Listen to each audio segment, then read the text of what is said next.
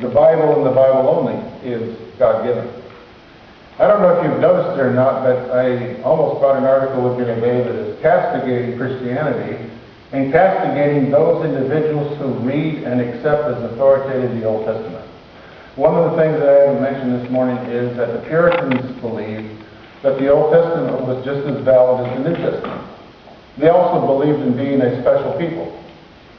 And this article this week, criticizing the arrest of a fanatical Christian group, was pointing out that anybody that believed in the book of Revelation was especially dangerous. Kind of interesting, isn't it? It seems to me that we need to look below the rhetoric and to watch how the enemy of our souls works to change public opinion and to get people to rethink basic suppositions.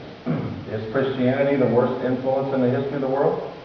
There are several movies in the last few years that have proclaimed such to the popular masses, and there are many individuals who go along who don't know anything of this history, who don't know anything of the previous struggles, and they just accept, I'm afraid, lockstep, what is being advocated. We owe our freedom and our liberty and our major tenets because of the Protestant Reformation as a people. God has brought us into existence at a special time in the history of the world to do and accomplish a special purpose. Can you say amen to that? Amen. And this just didn't happen. It took decades, it took centuries, it took the lives of individuals who were willing to lay everything on the line for what they were willing to stand for.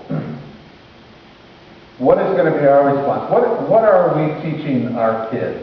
What are we allowing to focus and to shape their concepts?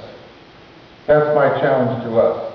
The Adventist Church in North America is growing color of hair that I have, if they have any hair at all. What about our kids? Where are we going as a movement? Are we going to allow the world to compress us and to squeeze us into its way of thinking, into its molds?